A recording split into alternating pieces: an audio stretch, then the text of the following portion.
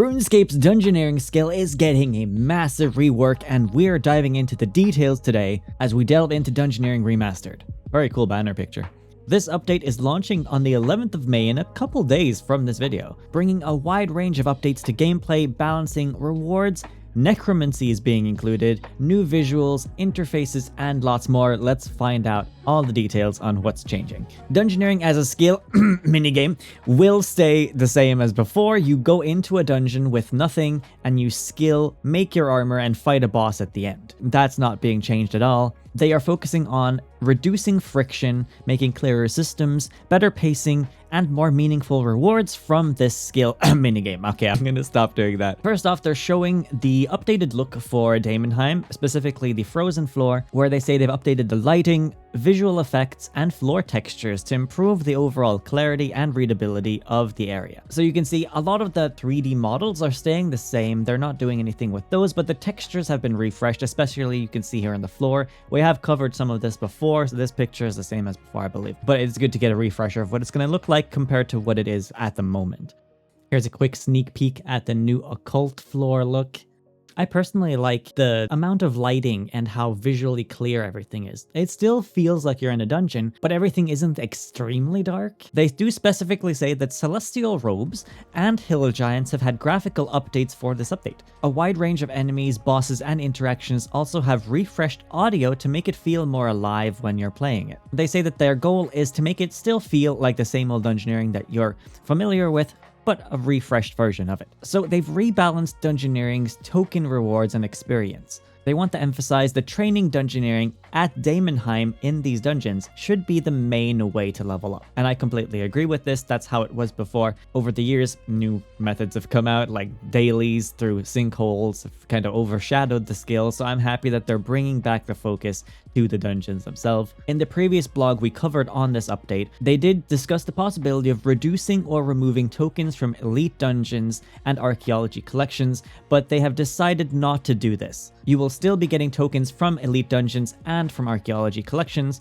but they've decided to rebalance tokens from Dungeoneering itself to give more tokens now. Particularly, you will feel this very strongly in the early and mid game, where they've massively increased the tokens so you can get some of those earlier unlocks without having to get into the level 70 area before you can start buying things. They know that people like farming tokens through elite dungeons as well and through archaeology, so they decided to keep those around because they want people to continue enjoying those kinds of gameplay. So token rewards have now been increased from Dungeoneering to 20% of the floor experience. Here they show some of the token increases. In this graph, we can see the total amount of tokens gathered at specific levels. They've also included the percentage increase compared to in-game right now, so you get an idea of how much more tokens you're actually getting. The first time you complete a set of floors, a set being a theme, for example, Frozen or Abandoned, the very first time you complete one of these sets, you will gain a bundle of extra tokens as well. Now this only happens one time, but every player, even if you've done Dungeoneering before, will get this first time token completion if you complete dungeons after the release of this update. At the level 30 and 40 range, they've increased the tokens by 1,400%.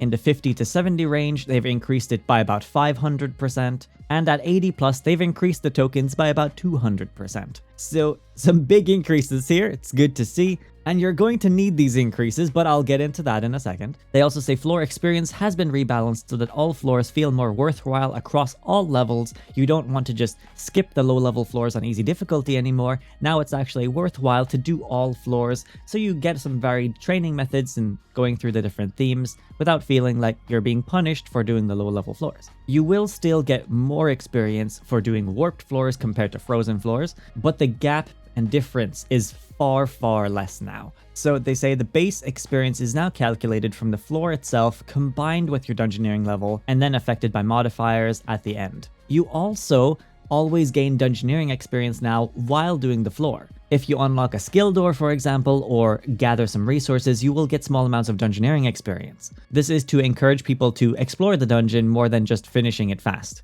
On the combat side of things, monsters in the dungeon as well as the bosses have had their life points increased, as this didn't scale properly when EOC launched, so for all this time, monsters have felt very weak I almost think that they forgot to change the life points when they shifted to the new system. They do say that this isn't about slowing everything down for the sake of it, but making combat feel more impactful and making you need to prepare a little bit to take on the boss of the floor. This also doesn't mean you're gonna necessarily get less experience per hour, because they have also rebalanced the experience amount and the token amount, likely taking into account the increased health pool, which will result in longer dungeons most likely. So the prestige system that people might be familiar with is being removed and replaced by something else. As you can see from this image of selecting your Dungeoneering floor, all these little check marks are floors you've completed. And the way Dungeoneering worked originally is that you would complete the floors, and the amount of floors you'd completed would impact your experience. So say you did 2 floors and then reset, you would get vastly lower experience than if you did 10 floors and reset it. Your prestige was essentially how many floors you'd completed. So prestige at 10 floors, you'd have 10 prestige, and this would then calculate your experience for the next set of floors you did. This system could be a little bit confusing, and sometimes if you reset too early, you would be stuck with a really bad experience until you completed all the floors you had available. So this whole system is being removed, and instead now, you will still be ticking off each floor individually, but every time you tick off a new floor, you will gain a buff. So there are 5 separate buffs you can get from doing floors.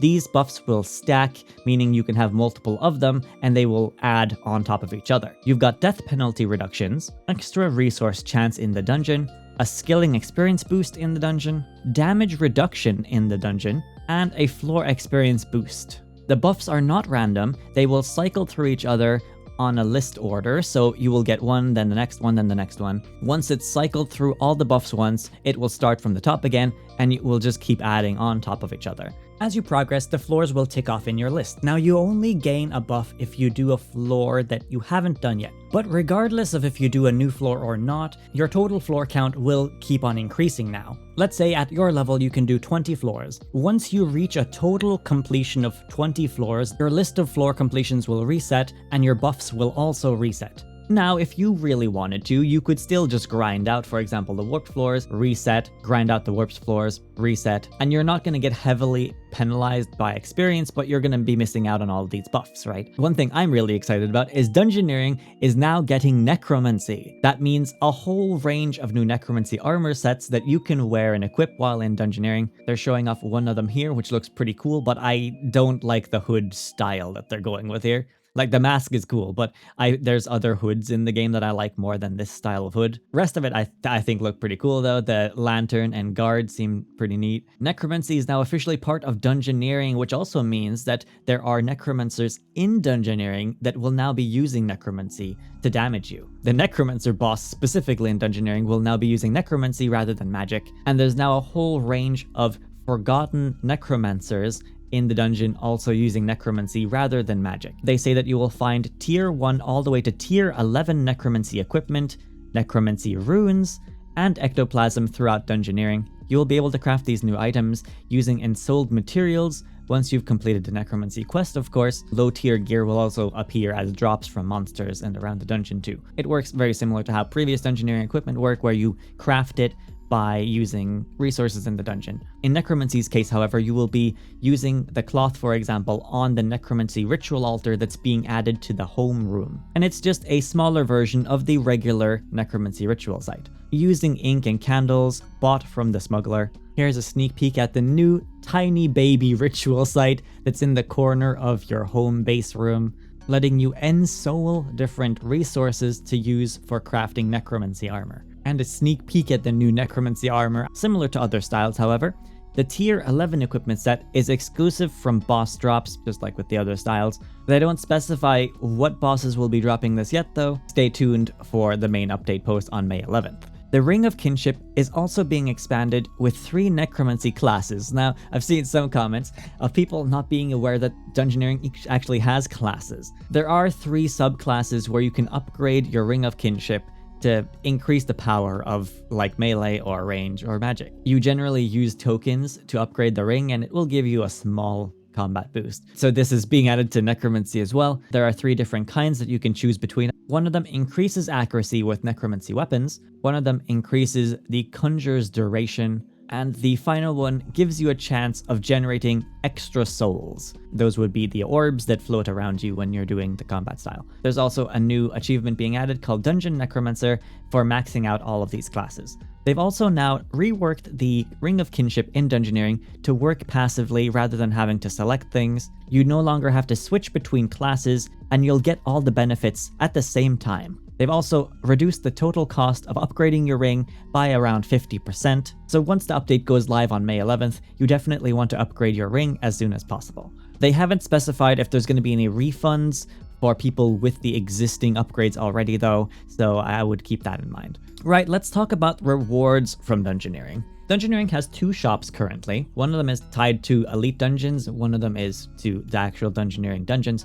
They've merged both these shops together now, so you can see all the rewards in the same place. Marmaros is now your guide to go to for Dungeoneering rewards. There's also a range of new items being added. They have added hit chance and increased strength to a whole bunch of necklaces in the reward shop. There are now necromancy variations of the gravitite and chaotic weapons, as well as an occultist amulet you can upgrade through 3 different tiers. Alongside this, Commander Ziliana now drops an upgrade item for these necklaces, like she does for all the other ones. You'll also need to buy a chaotic remnant from the store as an upgrade item to do this. Same crafting system as the previous amulets.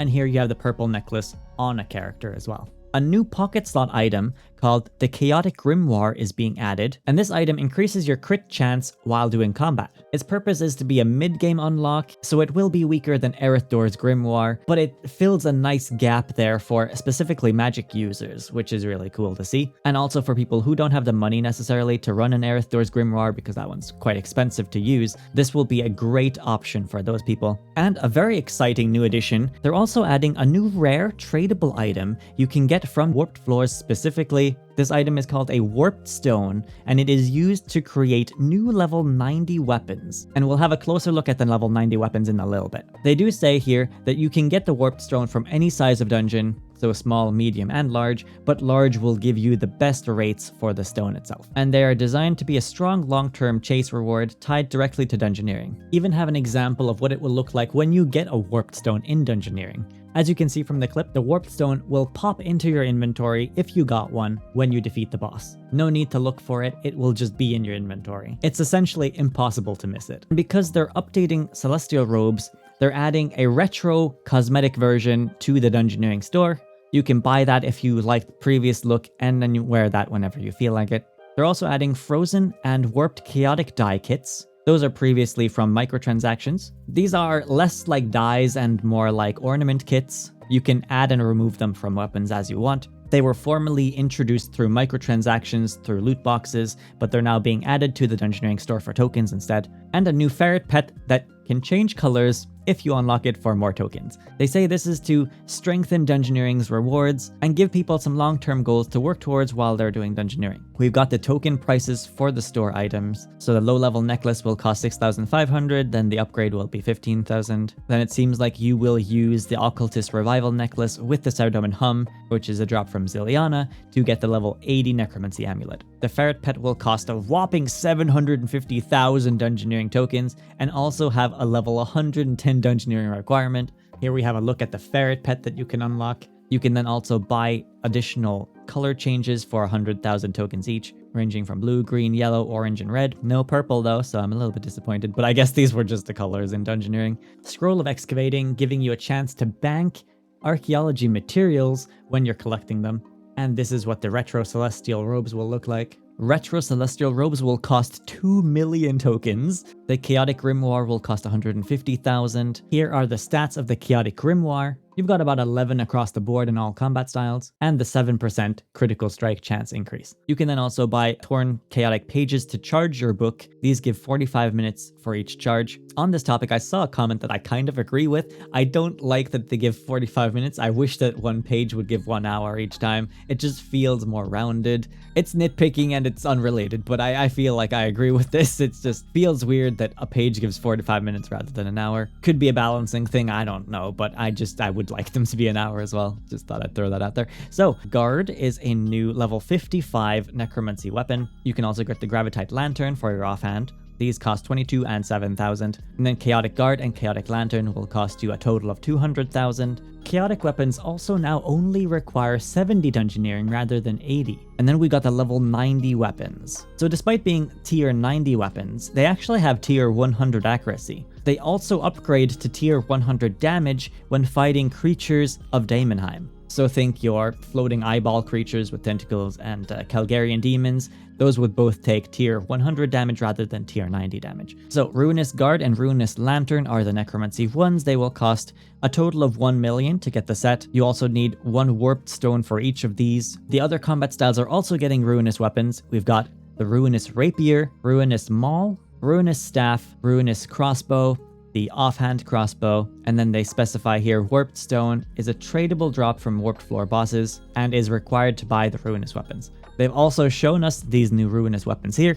They look very similar to chaotic weapons, but they've got a red shine to them. And also notice they've got the warped floor particle effects at the top of them all, with the glitching and the particles floating off of it. Quite cool, I like it. Here we got the Necromancy versions, the Guard and Lantern. I can't quite tell if the Necromancy Lantern is inspired by vampires or by Dragonkin, but it would make more sense if it was Dragonkin related. I'd say the Guard here has horns on it, so probably Dragonkin related. Also very cool looking. Here's the Ruinous two-handed staff. Can't quite tell by the image quality if there's a visual effect inside the red parts or if it's just red. I do think they all look really nice overall though. Here we have the Ruinous Rapiers, and then finally we've got the 2 crossbows. We'll have to compare what these look like to the warped kits though, since they're releasing those in the shop as well, since warped floors are clearly the inspiration for these weapons. They do say that these weapons are untradeable, so the warped stone itself is tradable, but once you've purchased the weapon from the Dungeoneering store, it's no longer tradable. This is in line with all other weapons you buy from Dungeoneering, none of them are tradable, and they come with the passive effect called Warp Bane, which increases damage by 12% towards Daemonheim monsters. This is what the new Gravite, Chaotic, and Ruinous Necromancy items will look like, as well as all 3 of the necklaces. I will say a weird thing about the new Ruinous weapons is that they don't require the Chaotic versions. Like, why don't you need a Chaotic Rapier with a Warped Stone to get the new Ruinous one? Why is it just tokens and a Warped Stone? Obviously, you could adjust the price so it's tokens, Chaotic Weapon, and Warped Stone, and doesn't have to be the full price it is now, but it's just weird that chaotic weapons are being forgotten. I'm a big fan of RuneScape, so I like seeing old items being used in new ways to upgrade things, and that way it also doesn't feel bad buying the chaotic weapon early and then maybe like, oh no, you don't have enough tokens when you get to the ruinous one because you spent your tokens on the chaotic version, which is now useless in this context. That you can't resell the chaotic back to the store to buy the new one. I feel like that's one thing that old school does a lot better than RuneScape, giving old items a new use when upgrades come along. I would really like to see that more in RuneScape as well. They also have a massive list of quality of life changes for this update to smooth out the Dungeoneering experience. What they've listed here is a highlighted section of some of the most impactful changes, but there's even more than this, so keep an eye out once the update goes live. You no longer need to bank before entering a dungeon. Your items will just be moved into a storage, be that a bank or a different storage to hold your items. Here's a preview of the new map where you can see the different skilling doors, as well as what key needs to be taken where. This is a huge change. I'm super happy about this one. There was so much micromanaging and people having to call out the different doors in the chat before. If you forgot where a door was but you had the key for it, then people get mad at you because you didn't use the key at the right spot. It was a whole thing. Now you can very visually and easily see where a key needs to go. Unlocking a door will automatically reveal the next room, saving you extra clicks. The 1 to 6 option has been removed. Complexity now only has low or high versions. You can now attempt skill doors without the level requirement. It's just likely that you'll fail quite a lot. Failing a door also no longer damages you. You will just automatically keep trying to pick the lock of the door. So there's no reason not to try, even if you don't have the level. It just might take you a little bit longer. Iron Man players can now Dungeoneer with non-Iron Man players, making it a lot easier to find groups, but competitive group Iron Man players are still restricted to their own group. Though if you're a real Iron Man player, you wouldn't need anyone else, you'd just go in by yourself.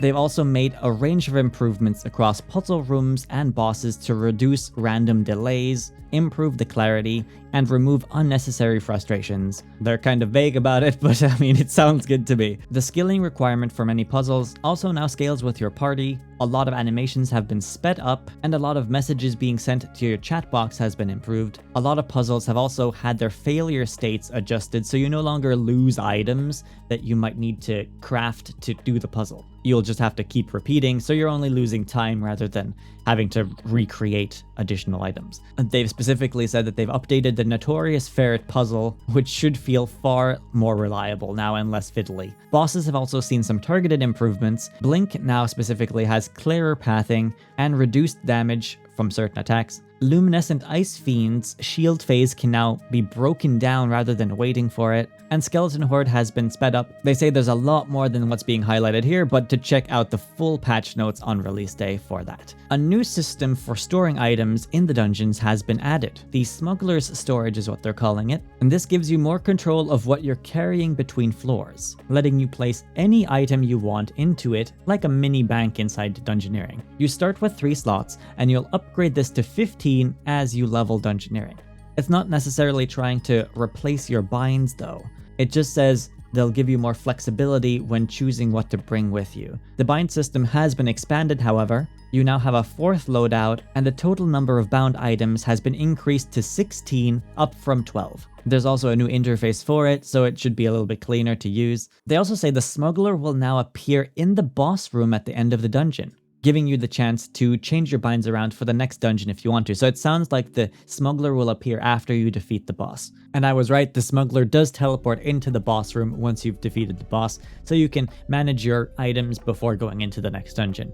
A handful of things have been removed from Dungeoneering, mainly to simplify Dungeoneering and reduce outdated systems. They've removed the Scroll of Daemonheim. This gave you Dungeoneering experience in the dungeons, so you now get that anyway, all the time. You don't need the scroll to do it, so it makes sense for the scroll to be removed. Guide mode and shared experience are being removed. Guide mode would be turned on to reduce your experience but give you a path on the map to the boss room. They say that these modes weren't that often used, so they're removing them to simplify the interfaces. I think a lot of people turned off shared experience anyway when they were Dungeoneering, so these all seem fine to me. The Dungeoneering Party Simulator item is being removed. This is an invention item that I believe increased your Dungeoneering experience. Specifically, if you were doing a dungeon by yourself, letting you get like large floor experience when doing a dungeon by yourself. It's in the name, right? Party Simulator. It's simulating that you have more people with you. The Garaggio cards and wild cards are being removed. These would augment your experience and other things in the dungeon,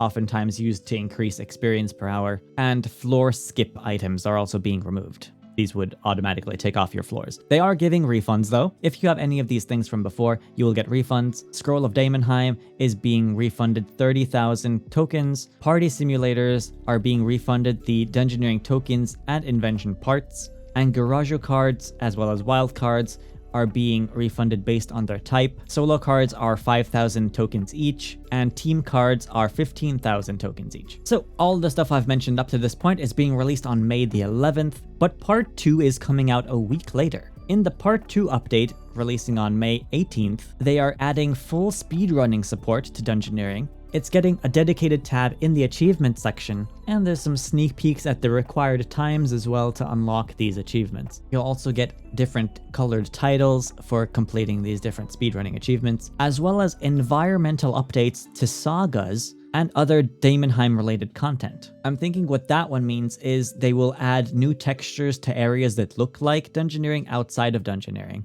They haven't specified here though, as well as improving the Elite Dungeoneering outfits creation process, saying they'll go more into details on these things once those release. They end off by saying Dungeoneering has always been one of RuneScape's most unique skills. Minigames! Sorry, I couldn't help myself. That's the last time, I swear. But they also say it's one that hasn't had the attention it needed for a long time. And this update is about bringing it back to a place where it feels good to play again, while keeping the identity the same as before. Up until this point, there's been a lot of positive support in the community for these changes, and that doesn't seem to have changed, honestly. 98% upvoted. Hugely popular update with the community. Let's see what they have to say about it. Oh, new pocket slot item for crit chance, that's huge for mid-game mages. Big W not nerfing Arch collections and Elite Dungeon tokens. Mid-game, brother, this will replace my current whatever I mage with. And not just mid-game, Grim is too expensive to use in every fight. Baby Grimoire is gonna be huge for irons. Pages for the new Grimoire are 2,000 tokens, that's insane value. 10 out of 10, amazing changes, really good stuff. Everything about this looks awesome, great job guys. There's one comment here saying that they wish the new Ruinous weapons would work in Elite Dungeons as level 100 weapons. Some people were saying that Creatures of Daemonheim bonus damage is kind of restrictive. Having it apply to Elite Dungeons because they're tied to Dungeoneering would make sense. The tier 90s seem a little bit niche but good. They think it's neat that there's a tradable chase item tied to the skill. Can't wait to see the new Necromancer gear. One person says, since the wildcards are being removed, will the drop rates for melee or pages be changed? These are connected to recipes you can unlock in Prifddinas for Herblore. Mod Reaper says, the cost of unlocking these has been greatly reduced, so Elite Dungeons are untouched and Dungeoneering just properly sorted out looks bloody brilliant. Party Simulator hasn't worked for years, so it might as well be removed. I'm so ready to dunge for fun again. There is a Deathless relic from Archaeology that removes your death penalty when finalizing your floor experience. They say nothing is changing with this relic. I guess it will work with the new buffs being added, but they're not changing this relic at all. It will stay the same. Mod Reaper has also specified that the warped stone drop is individual to you. Regardless if you're solo or in a group, you all have the same amount of chance of getting it. Mod Reaper has also specified that the Ruinous weapons are augmentable, so the new weapons work with invention. Some people were wondering, what is the difference between the chaotic necro weapons and just level 80 Death Guard? There hasn't been a reply here. They might just have the same stats. Hopefully this makes me hate Dungeoneering less. Looks incredibly promising. Road to Restoration is doing wonders for the game. Looks incredible. Genuinely impressed with the update. There's just a lot of praise for the update overall. Let me know what you think in the comments as well. Oh, no tier 90 shields though. Oh no, Grim pages are going to crash. This is rough for Solak enjoyers. PVMers when skilling gets even a hint of buffs. Please think of the poor Solak enjoyers, while everyone else is complaining that Grim pages are way too expensive. Other threads include, thank you Jagex for keeping the Elite Dungeon token rewards. It's a good balance I think, because you can still get tokens from other places, but now there's actually items you can get from Dungeoneering like the Warped Stone, making you want to go there if you want to make some money on it. I was expecting them to destroy Elite Dungeon farming and Arch farming, but they didn't, so good on them. Please make Born to Do This the login music when the Dungeoneering update goes live. Born to Do This is the song when you enter the Daemonheim area. It's had a lot of fan-created remixes over the years too. A lot of people are saying to reset your Ring of Kinship because there was no mention of getting refunds since they're making it cheaper to upgrade. So if you already have it upgraded, there was no mention of refunds. Truthfully, if you did Dungeoneering before the class update came out, then you wouldn't know about it.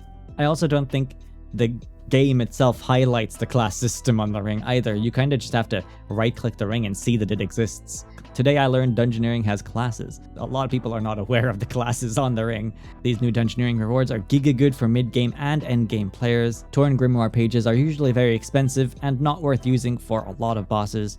And with this update, you'll be able to upkeep the Chaotic Grimoire. It's only 5% less critical strike chance, but far cheaper to use. So you can now actually have some crit strike chance increases for Vindicta and various Slayer creatures. This book will be potentially worse than a lot of the scriptures, so don't go replacing your scriptures with this thing. A lot of the God Wars Dungeon 3 books that you can get for your pocket slot are still really strong, and in a lot of cases stronger than this new Grimoire 2, but obviously this one gives crit rate. If you're going for crit rate specifically, then this is good.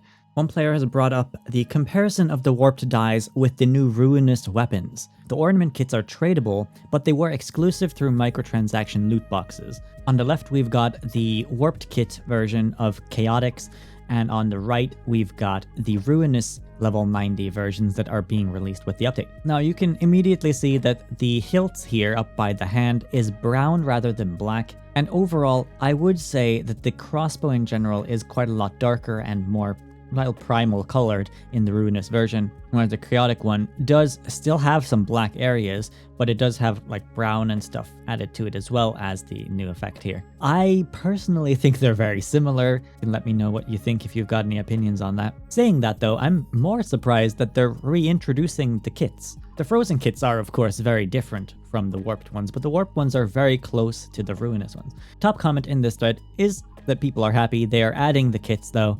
And I agree with that. It's good that they're not being discontinued, that you can get them, because the frozen kits are quite cool to look at, and even the warped ones too. Very niche item because they only work on chaotic weapons, and very specific ones at that, but people did spend probably a lot of money buying these kits when they released, but I will say that they were far too rare.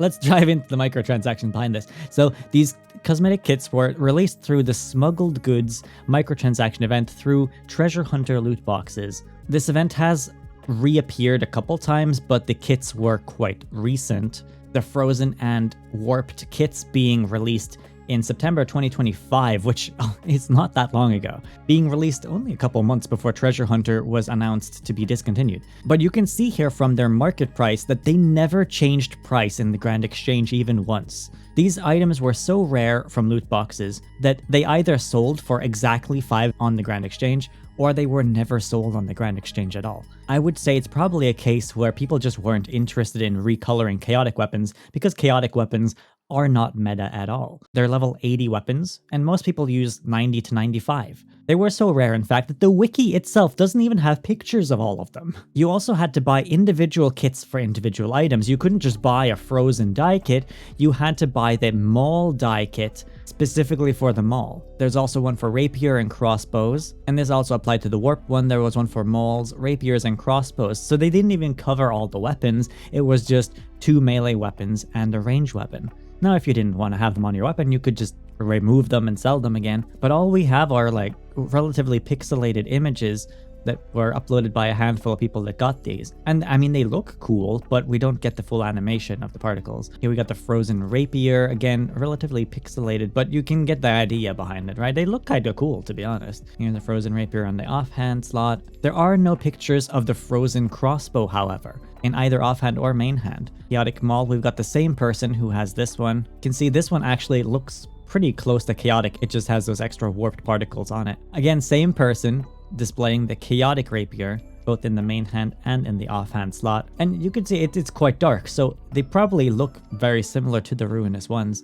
but we'll have to see in game once it releases. And again, there are no pictures of the crossbow version, so clearly nobody wanted to pick those up. It's nice to see the recolors being added to the Dungeoneering token store though. If you want a lot of the combat animations, like for Necromancy or diving, ultimate abilities, you do have to get those through the marketplace. That's where those have been reintroduced, and if they're not there at the moment, they're on rotation, so they'll be back at some point. But those do cost rune coins rather than Dungeoneering tokens, so. But that's a wrap for this update. Let me know what you think in the comments below. Like, subscribe. I'm looking forward to jumping in myself and testing it out. Maybe I'll see you at Daemonheim on release.